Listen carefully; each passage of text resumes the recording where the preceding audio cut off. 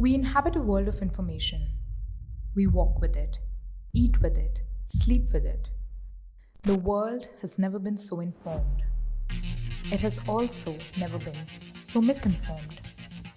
Misinformed and disinformed. Polarized into echo chambers. Us, them, propaganda. Propaganda has taken many forms and faces across history. What does it look like in our times? Let's look at the Indian news media. Hate speech on TV news channels. Indian TV news has become a battleground of angry arguments. India was the biggest source of COVID-19 misinformation in the world. Communal issues, Hindu versus Muslim debates, controversies. The Supreme Court has come down heavily on TV channels for spreading hate speech. Bharat की पत्रकारिता में स्वर्ण युग तो कभी था भी नहीं, लेकिन आज के दौर की तरह भस्म युग भी नहीं था. Now we know that the Indian media gone bad is not a news story. It's been around for a while and it's an ongoing story. But is this descent into toxicity and aberration? Or does it tell us something about news media as an institution? Was there ever a time when Indian media was good before it got bad? Or are there certain rules by which media as a system plays by? What does media theory tell us?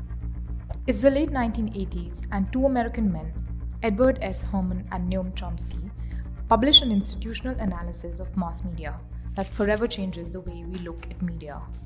They call it propaganda. They contend that the news media as an institution primarily serves the interests of those in power. What becomes news and what doesn't, what you can and cannot talk about, the limits of the news discourse, all of this serves the priorities of the powerful. And by deciding what the public is allowed to see, hear, and think about, mass media manages public opinion.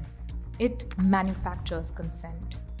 And even though we're looking at examples of an overly toxic media because India is in a particularly dystopian phase of its media history, the propaganda model is applicable to the entire spectrum of news media.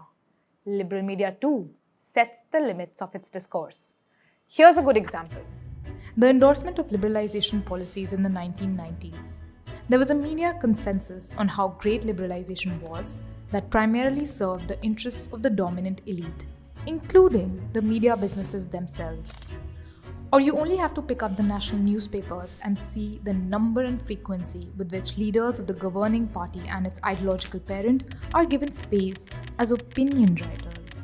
Or the media discourse on terrorism in India that is in lockstep with the state, uncritically reproducing police versions and prejudice, where terrorism is almost always Islamic and the Muslim almost always suspect.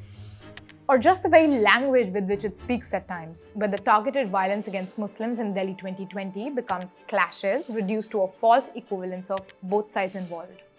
Again, speaking in tune with the state by flattening unequal power dynamics. In fact, Chomsky says that right-wing media is easy to discern. It is liberal media that serves the system more effectively.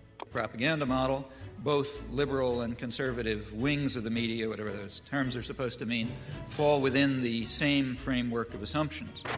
In fact, if the system functions well, it ought to have a liberal bias, or at least appear to, because if it appears to have a liberal bias, that will serve to bound thought even more effectively.